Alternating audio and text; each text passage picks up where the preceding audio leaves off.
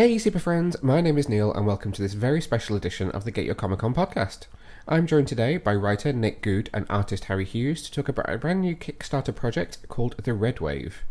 The pair have worked together on a number of projects previously, including Snow the Dawn, the Eventide, and most recently Odyssey for Black Spot Comics.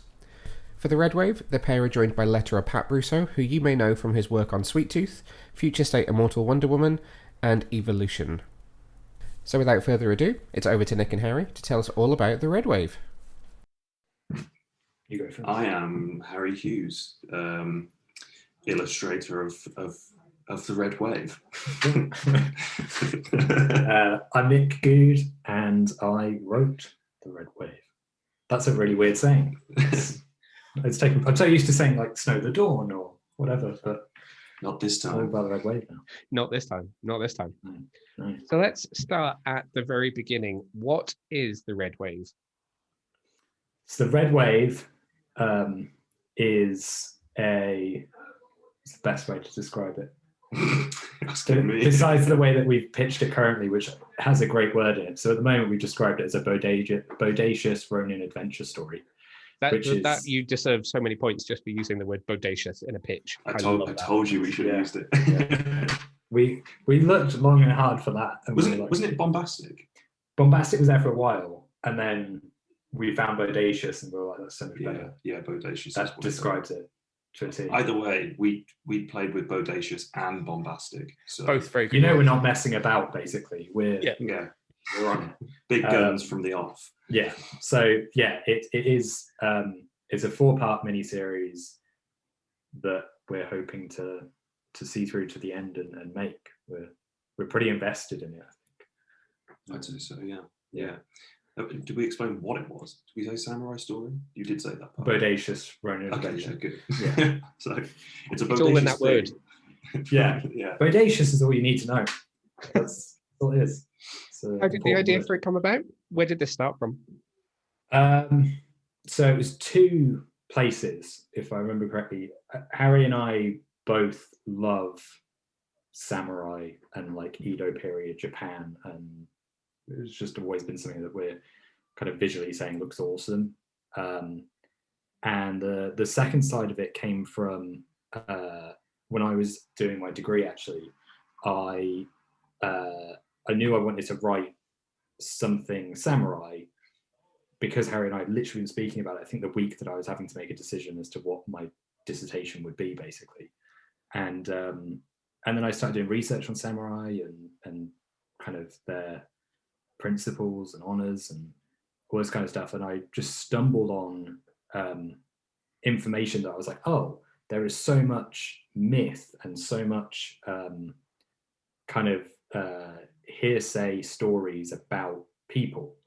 And I thought, well, that's really interesting. And then I landed on a story about swordsmiths and how swordsmiths in kind of Ronin and samurai kind of Edo period Japan were effectively deemed holy men.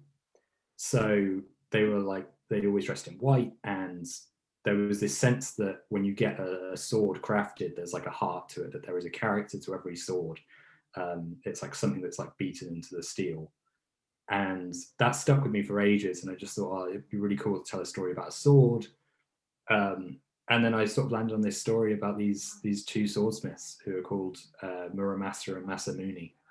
And the 2 of them are sort of opposite ends, in that one sort of crafts swords that were deemed to be like the most beautiful and kind of like most honor bound swords, and the other sort of crafted weapons for death, like for killing. And I just thought that's the makings of the start of a story. And then from there, it just sort of unraveled into sort of what you get, which is bodacious. But it's also just this kind of journey of 2 brothers and how they're intertwined with this fate of 2 blades, which have been lost to history. And also the fact that I'm a massive history nerd. Like, the research section for Red Wave was amazing. Like, I was so glad that I could say I was researching for a dissertation, when in reality I was just literally just engulfed in anything. I was watching tons of Kurosawa. I was reading loads of Lone Wolf and Cub. I read Ronin by Frank Miller. I just went through loads of things. And at the same time, I sort of went through a period of watching basically everything Tarantino. Don't know why. I was just that's a massive part. Yeah, I think as I was sort of getting into the story of it, I just went on a Tarantino binge. And Interesting. We'd watched Hateful Eight. Yes. Yeah, I think that was it. I think I watched Hateful Eight and I was like, oh, I'd love to write something that's like about a group of people. And it all just sort of barreled into what is the Red Wave. So there's like a lot of care and attention, I think, to the way the characters are talking. It's 100% a character-driven piece. Yeah, hugely character-driven. It's definitely something that, you know, in terms of, I think our work anyway, it's a complete gear shift, just in terms of what we've been focusing on, and like it's very much less about the world and more about these people. And I think it's fair to say everything else we've done has been fairly like compact as a project. So there's not anything quite as epic, I suppose, in scope as the Red Wave. The Red Wave is very much I mean, I'm not going to say it's Lord of the Rings because that's a huge stuff, but it's like our Lord of the Rings comparatively, right? Yeah, I said it now. It's out there. Things. Yeah, it's better than Lord of the Rings. It's not like 900 pages long, I promise. It's 10,000. Yeah. Yeah. So you kind of touched on my next question, so I will adjust my wording slightly. But I've read a lot of your work at this point, and it is fair to say that you spent a lot of time doing contemporary stories or dystopian future stories, and you just said there you're a huge history nerd.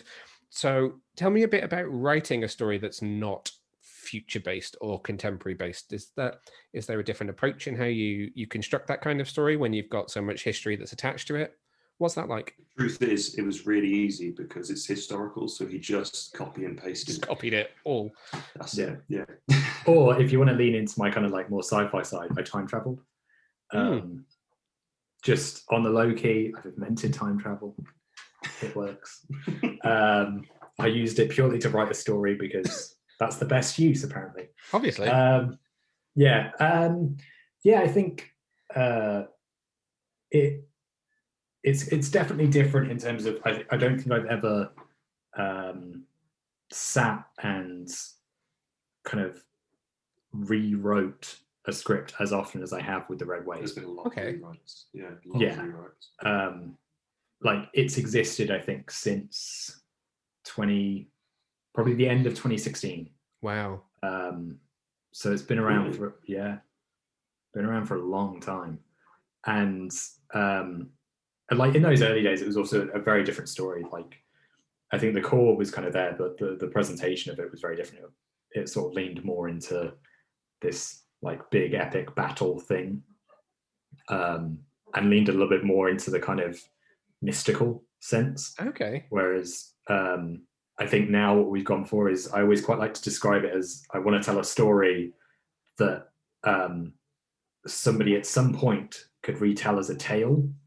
Like I'd love it to be the point where it's kind of like, have you heard the tale of Mizuki and Hikaru and that kind of thing? I'd love it to be something like that because I feel like that's the kind of angle I was going for. Is I wanted it to feel very much like a Ronin tale, and that there's a bit of truth in the kind of history. I think that's kind of my thing. I think it's fair to say you've looked at historical elements and abstracted them to make something that's kind of not as wooden as the truth, and it's a bit more fluid. So it's a bit more fantastical at the end. So the end result is sort of something it's believable, but it's also fantasy. Right? Yeah. Oh god, yeah.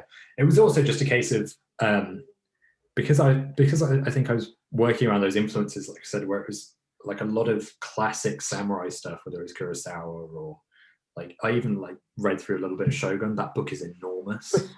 And how big?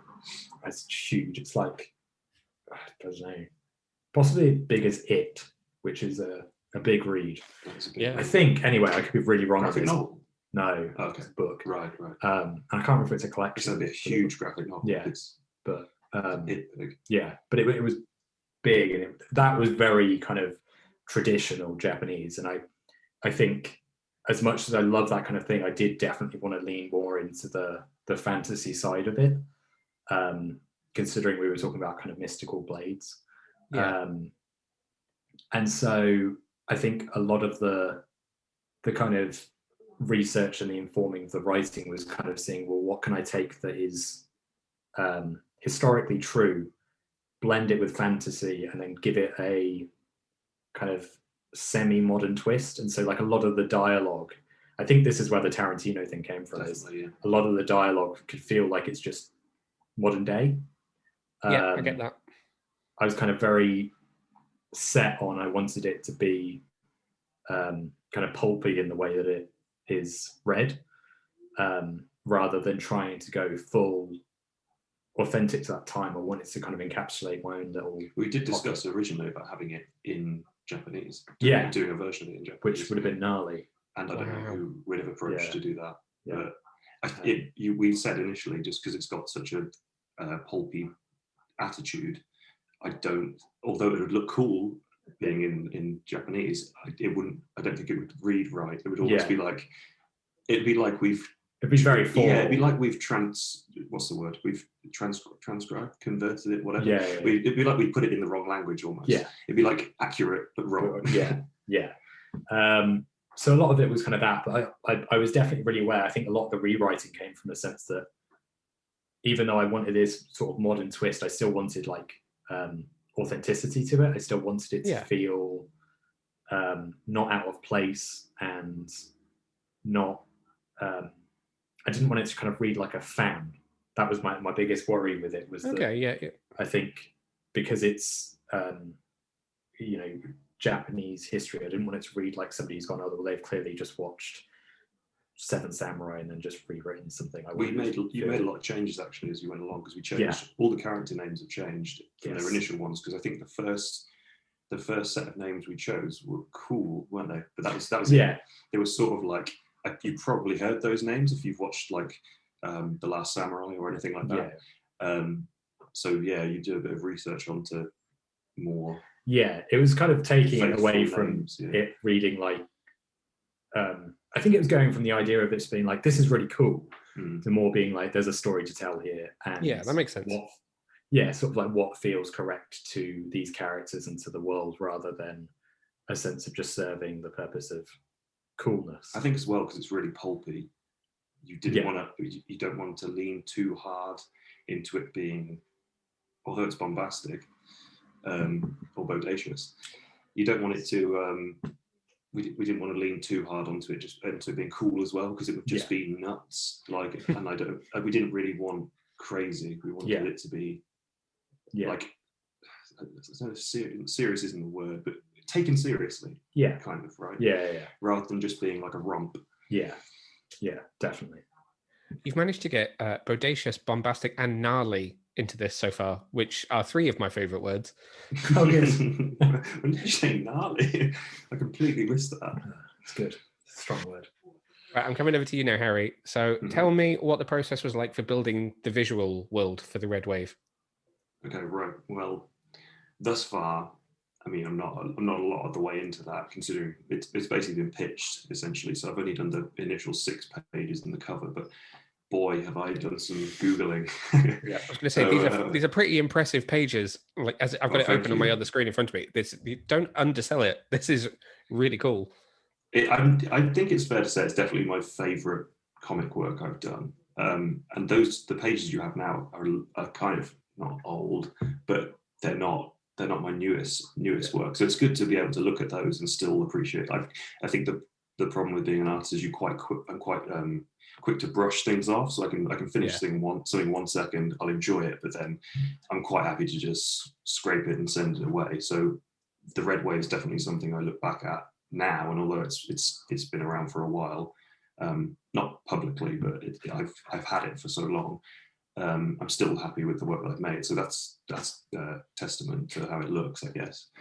I think as well, you've had so much attention to detail with it, just from reference work, like having been around since 2016.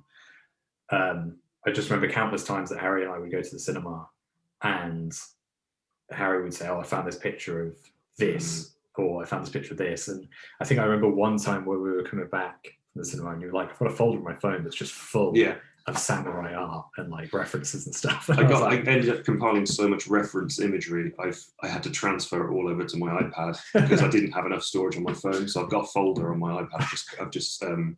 I found there's so much good material. Thank God for Google. But you can literally Google Edo period Japan, whatever, and there's reams of it. It's really, really well documented, which is amazing for something so old. Yeah. But because the armor and everything about Japan is so loved, it is really well documented. So I've been fortunate with the reference material to be able to basically pick and choose quite easily. There's not a lot out there I haven't been able to find out. So I've gone really deep into it though. So because I want it to be authentic as much as Nick wants the story to be authentic. I want it to be visually authentic. So I've taken a lot of time looking at like samurai armor, right? So like all the different layers. So I actually know how it's correctly worn now, which is quite fun. Wow. So I know, and like all the words and names, like because you can literally find all the diagrams of things. And one of the best references for it was actually the props department for The Last Samurai, because all the costumes they're not original samurai armor, but they're made as damn close as you can. And there are so many pictures of all the different layers because it's like there's like underdress and then there's like parts that go over and then everything wraps around. It's all like all the different like the words, it's not ropes, but it's all basically connected by different ropes that go onto different sections of the plate and stuff. And like that, I've enjoyed like the intricacy of that massively. But luckily, I think it's a bit flexible in that the story is essentially fantasy. So as much as I want things to look authentic, I can sort of I can bastardize it a little bit. So I'm able to creative freedom in there. Exactly. I'm able to put like a bit of me on top. So there's been like decisions I've made visually where it's like, I don't know, I've got no reference to be sure that anyone wore a scarf, right? For example, but it looks damn cool. And there's nothing to say you don't have those materials in the time. Yeah. So as long as it looks correct and it's not like, got tartan on it, I can put that in there. So it's sort of like, it's not too restrictive as far as everything I've had to pump out. But the research it's not been too challenging, but mostly because there's so much material out there. But yeah, I think creating the world has just been a case of just looking, which is nice because, like I say, I enjoy reading, but I don't do enough of it. But because my work is visual, I can literally just look through pictures. I'm like a kid with a coloring book, so I just scroll and find things I like, and I save them and look at related images. Just find bits from films, like video games are a really good reference point. So for seeing things in motion, so I could look at scenes from like The Last Samurai, and you can see how like fabrics and things flow, and you can pause for like posture references, or video games as well, like Ghost of Tsushima or For Honor. Yeah. They're really hot on like the detail of the environment and the armor and things. So I've been lucky that I can sort of grab material from anywhere. It's very readily available. So it's not been so much difficult deciding what I put into the world. It's more just rendering it. Yeah. Because as much as like the detail's all there, it's a lot of work to copy it basically, or like it's pasted in. So yeah, it's been more of a task putting it down than it has been to find it, I guess. I can well believe it. I have my copy open on page 4, which is kind of the armored up sequence, shall we say. It's the panel that's got flashback to a fight scene with the swords and everyone in their armor. So I was going to ask you kind of how long did it take to draw something like that? How long did creating that page take? I did that in like several stages, mostly because there's the inset panels, which are my style, and then I've tried to emulate old Japanese art with the rest of the page. So it's almost, initially it was going to be a giant battle page. So it would just be a shot of the battle. I was going to go very like Renaissance art kind of shot. So, and it was all going to be my style of drawing. And I discussed this with Nick, and I was like, that was what I was going to go for. And we were like, sweet, great. And then I can't remember what it was that made me swap my angle on it. Do you remember? I saw something. It was like an animated. Was it like Kubo or something? Yeah, like it might have that? been Kubo. There was something. There was some animated feature. But you know how it might have been similar to, so Harry Potter, Deathly Hallows, if you've seen those ones. I'm not mad for Harry Potter films, but there's a sequence where it shows you the tale of Beedle and Bard with the wand. Oh yeah. And it's all done like silhouette work, so it just like completely changes the tone. And I was like, oh, it'd be great. It wasn't that necessarily, but things like that have definitely inspired it. And I thought, oh, it'd be really cool to do, rather than just do a still image flashback of the character's memory of the battle. Why not remove it and have it as like a nod to traditional Japanese art? So it's basically a montage of what the character's narrating in the top panels. So when I was mapping it out, I basically did there's 3 panels in set, isn't there? Yeah. So there's a top image, there's a central sort of stylized inset of one of the characters, and then there's the panel at the bottom, and then the dialogue that goes along with it corresponds to the art as you sort of read down the page. So putting the characters in, I did all that first, and that was pretty straightforward. But the actual inking and everything for the rest of the image, it's definitely took the longest out of all the pages. I couldn't tell you without having the iPad to hand, because I'd be able to look at the time it took me to color it. But that was definitely an intense page. It was long. I sort of, because obviously you've got to pencil everything, then ink everything, then color everything. It was a lot of work, but I was so keen on making things authentic. I drew everything out beforehand a whole bunch of times. Ordinarily, I'm quite happy to do some like loose preliminary sketches, and then I'll just jump straight in. Whereas this one, I think I did like tight preliminary sketches for everything. It was like I'd probably drawn that page 2 or 3 times to get it right before. Not at the same scale. They were, like thumbnail sketches of the different components, and then I put it all together. And I sort of divided it with there's lightning on the panels, which sort of divides a lot of the shots. And it trains your eye from the blade at the start of the image, sort of all the way down to the bottom where it's being lost. So yeah, there was a lot of work went into it, but I couldn't tell you the time. Many days. Yeah. It was a slog. It's a beautiful. It paid off. Thank you. Yeah, it worked really well. And I think with the colours, I went for a lot of brush tools that were like Japanese water brushes, so like koi water brushes. Koi brush? Am I brain? I think I might have just completely made something up then. So I don't know what that was. But I was basically looking at like relevant brush tools for it. So where there's the flames at the top of the page and things like that, you can sort of see the texture as if it's Japanese watercolor essentially. So there was a lot of time went into it, but I couldn't tell you an exact count. So you've got letters from Pat Brosseau, who is somewhat of a lettering legend. How did that collaboration come about? So that was basically Harry and I in the past have done all our own lettering. Yeah. So for All of Snow and Odyssey and stuff, we did all that ourselves. And for the Red Wave, we both early on the project basically said we sort of felt like we wanted the lettering to have a bit of a character to it, because I feel like this project especially is just something that sort of needs kind of like a creator's stamp on it. And so Harry's kind of got his stamp on the art, I've kind of got my stamp on the story, and the lettering was something that I think just reading through tons of comic books, it really does make a difference when you work with a letterer. Yeah. In terms of just how they position it on the page and the way that it all flows. And like Harry said with his art, where it's sort of like guiding you around a page, I feel like a letterer sort of really knows how to do it. And so when it came to us finishing off these pages and then looking for who we could work with, Pat, we just, I follow him on Twitter, and I think I saw him just put out a tweet that just said he had an opening. And I emailed and just said, look, this is the book that we're working on. These are the pages we've got so far.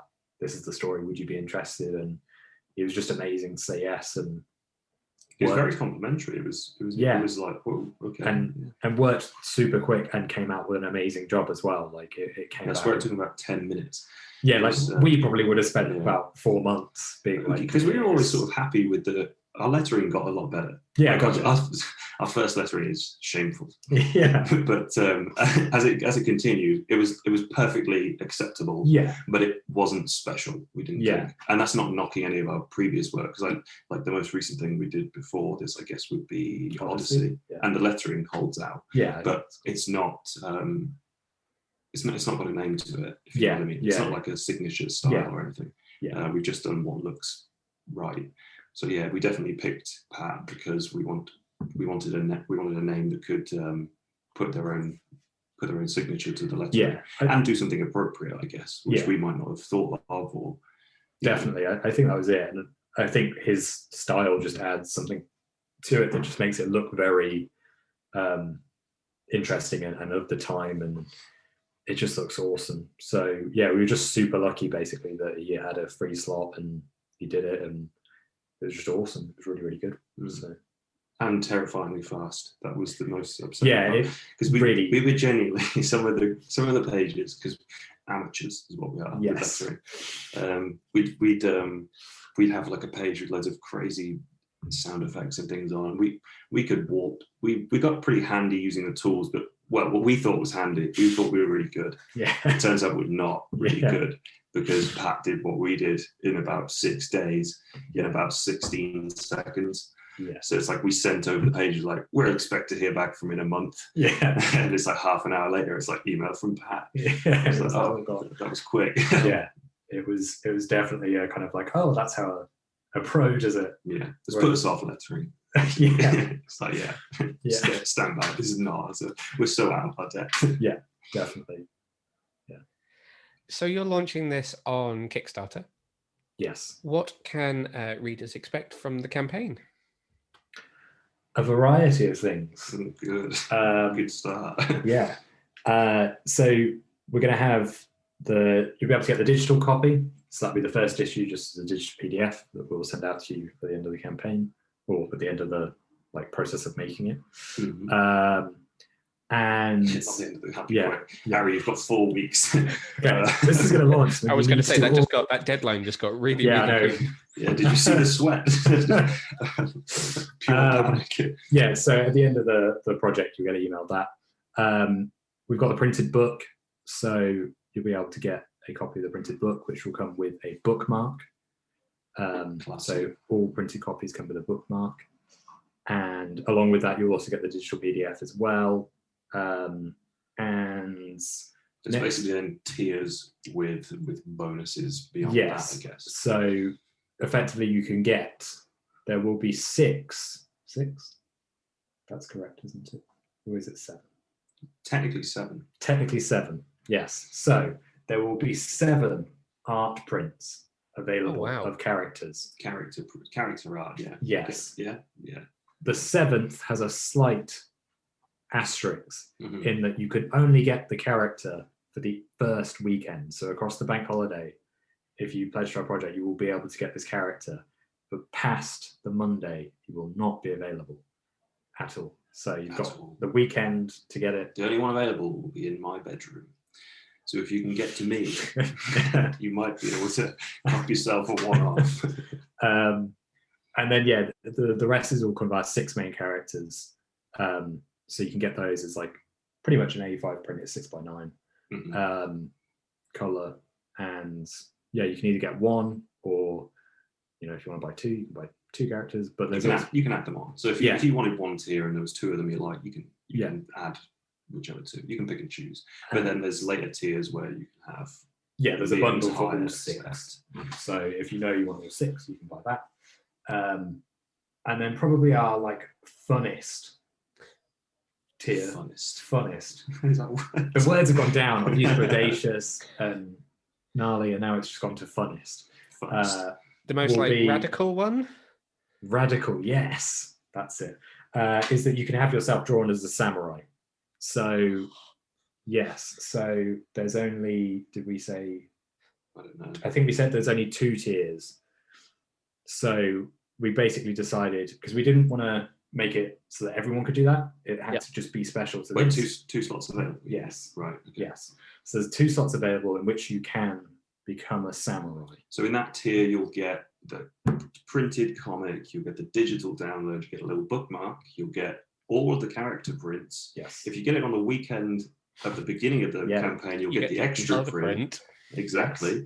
And then you can also be a samurai. Yes. Which, I mean, you can't. You're not a samurai. Yeah. That's a lie. But you could look like Harry will illustrate you as well. Yeah, I will put your face and your body into samurai armor. Yes. Or any Edo period attire of your choosing. It doesn't even have to be a samurai. You could be a farmer. Yeah, that'd be For cool. all I care, I'll do it. I would love it. You could be nude. If somebody out there does request to be like a rice farmer, that would just be awesome. Like if you've got the opportunity to be a samurai or ronin, and you go, no, man of the people, you know, I respect it. Yeah, cool. But yeah, so there's 2 slots to get those basically. So jump on them. We try to keep it kind of not basic, but like grounded. We didn't want to go too wild on things, so we thought, you know what, there's prints, there's it's all about the comic and the story. So the comic's the readily available thing. The prints are nice little extras, and then if you're absolutely nuts for it, sure, I'll sketch you up. Yeah, if you're a retailer as well, we do have retailer incentives. Oh, of course, So if you go on our page, you'll see those. And provided the campaign goes well and we get to make this book that we're incredibly in love with at this point, along the campaign, along the kind of project, we'll be posting regular updates. So you'll see tons of our sort of behind the scenes stuff, and we'll keep everybody updated with how it's going and what it's looking like, basically. So we have stretch goals in mind, which we can't discuss. Yeah, it'd be silly to discuss now, purely because we have to hit the target to do it. And I don't want to make promises, but we've had some pretty radical ideas, which would be awesome. I'm not saying this just because I want the project to happen, because I do want the project to happen, but I would love for the project to reach the target purely because of this. The one of the stretch goals I came up with, and it's genius. It is. It's pure genius. Yes. It's so. If that's not incentive to pledge, I can't even tell you. Well, if people are intrigued by what it is, support our campaign, and then we'll reveal. Imagine this is all live. There isn't anything. No, but there is. There is something. We've got plans. Mm-hmm. We've got good plans. Well, I can tell you one of them because it's definitely not going to happen. We were going to do a cool foil cover with like shiny stuff on. Ooh, nice. Decided not to. So don't get excited about that because it's not happening. But there is something that is happening that is well worth getting excited about, which I cannot tell you what it is. So breathe that in. Yeah. Well, is there anything that you can tell us about where the story might go in the future? Ooh. How best to do this? I'm so used to, because I've been living with this for so long, I bet, and only really talking to Harry about it, I'm so used to just spoiling everything. I'm sick of it. But I think as it goes your on, MCU moment, don't spoil it. Yeah. Tom Holland. As it goes on, I think the sort of mystical element might become more prominent. It's very, very restrained. I know, right? I thought you'd go more than that. I mean, I'm trying. The problem is I'm so used to saying. I'm saying nothing because I will ruin it. Exactly. That's the problem. If I nudge, it's going to be like bam, spoiler. Yeah. So I'm trying to just go like thematically where it's going, but yeah, mystical element is a possibility. Brotherhood, challenging, honor. I'm just giving you words now. It's effectively like there is a journey, and I think when people read the first issue, the end of the first issue is the big setup. Something happens at the end of the first issue, and it sort of sets up everything. I think it's really hard trying to sell what happens without ruining what happens. I can tell you though that the final few pages of issue 1 are some of my favorite pieces of writing that I think I've done. And I don't say that lightheartedly either. I generally think my writing is disgraceful. Shocking. But this project, I'm the complete other way around. I'm really invested in where this story goes, which is why I'm trying so hard not to say where it goes, because That's fair. I absolutely love it and I want people to kind of experience that. But definitely there's a lot of dialogue towards the last couple of pages that I think is just, it's just really, every time I read it, I'm like, oh, what's next? And I rarely ever do that with my work, that I want to read what's next. This is something else. I can happily read at any time. Visually, you can. That's the thing. You can expect visuals to get crazy because the visuals will get crazy. Yes. I'm going to be chained to my desk, sweating with the amount. If you thought that page in the first Wow. 6 pages was nuts, think again. Yeah. Because there's some more crazy things which I haven't even considered how I'm going to get down to drawing them yet. Like I've read all the plot. Yeah. And there's some intimidating pages in there. So if you like the visuals that you see in the preview, it's only going to get more mental. And it gets more mental within the first issue. That's a promise. That's a Harry Hughes promise. Yeah. Issue 1, visuals, they're going to go off the chain. Issue 2, much the same. There's 4. Jesus. 4, yeah, it goes off. It goes off hard. Yeah. I will say this actually. So issue 3. We haven't even got to that. We're not at to get this issue point, 1 out. But you've asked us about the future of the story. Okay, so that's fair, yeah. So we'll tell people about things they might never get. Basically, pledge to this project because what's coming is incredible. Yeah. But the third issue is an issue that when we first started out didn't exist. So we pitched to ourselves, we were sort of like, let's just do a 3-issue arc. Let's stick with that. And then there's a character that both Harry and I absolutely love in the story. She's just awesome. Really enjoy writing her, and she's effectively like the strong center of all these characters. The moral compass. Yeah. And I think we both felt she didn't get enough spotlight through the original script, which was 3 issues long. So Nick wrote an entire issue for her. Yes. So the third part of the story is it's not removed from the general plot, but it is all about. Yeah, I mean, like integral stuff happens in it, but very much is her issue and her sensibilities, and it's just. It took me a long time to crack it because I wanted to get it right, and so I went through a lot of variations of what it could be, and ultimately what it settled on is I just love it. I think it's really, really cool, and it changes the pace of things a little bit, which I really like. Well, there's a lot that happens at that point as well, which we can't explain. Yeah, and I won't. Yeah, but yeah, that's issue 3 is like a big turning point for the tale. So if issue 1, if you enjoy everything that you're seeing about issue 1 from the Kickstarter campaign, and we've said already that if it does well, we'll look into obviously releasing the other parts of the tale, whether we do it as an issue at a time and then do a complete thing. I don't know, but yeah, there's a lot to look forward to visually and in terms of the story. I think it's all written. Yeah, like all the scripts are done; they're all locked, sorted. Mm-hmm. So we fully know the story inside and out. Hence us struggling to describe what comes, because unless we know it so well, we've forgotten. Unless you want to turn this into an audiobook version of it, and I will just read panel by panel. That should be one of the tiers. Maybe it will. Yeah. Maybe at some point. Maybe a stretch goal. We'll just do a cassette. Maybe that's the surprise we were talking about. We've scheduled in some audiobook time. It's going to be Harry and I. Yeah, we got Stephen Fry doing the audio. It's going to be huge. Yeah, it will be enormous. It's the story definitely, as Harry said right at the start, it's character driven.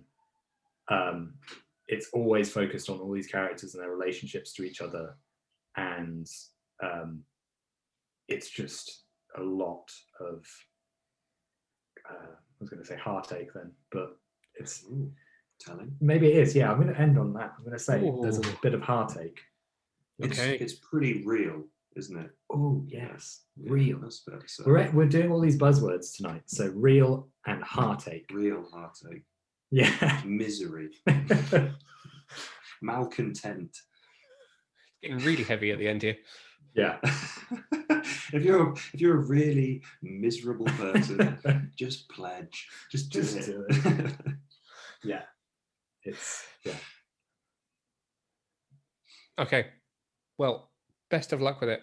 I hope that you reach your goal. I hope that I get to find out what happens in this story and find out what the stretch goals are. yes. I need to We know hope at this so point. too. Yeah, to be honest, I'm more excited about the stretch goals currently than the actual pledging tiers. Yeah. Because I just want to say it, but I can't. Yeah. But it's a beauty. Yeah. Anyone who has an appreciation for art, and particularly notorious artists, that's fair. That is fair. Would be interested to know what this stretch goal is. The first stretch goal. That I think I did that without being. You did. That wasn't too revealing, was it? That was good. That was good. Yeah. Okay. Well done. Notorious artists. Yes. They're up Maddie. Okay, guys. Well, thank you for taking the time to talk to me about this today. And Thanks. hopefully Thanks for we'll having follow us. up further down the line to find out how well the rest of it goes. Yes. Fingers I crossed. really hope that we get to make it and that we can come back on and Brag. I can actually tell you why the ending of the first issue was my favorite thing. Okay, yeah, Having you're read coming it, back. You're coming back. That's my hope. Yeah. Okay. Yeah. Nice. That's my hope. Cool. So thank you again to Nick and Harry for joining us today to tell us all about the Red Wave, and thank you to you for tuning in to this special edition of the Get Your Comic Con podcast. For all the latest news from the world of film, TV and comics, head over to our website, which is www.getyourcomiccon.co.uk, and don't forget to check out our fortnightly-ish podcast available on all major platforms. Until next time, bye!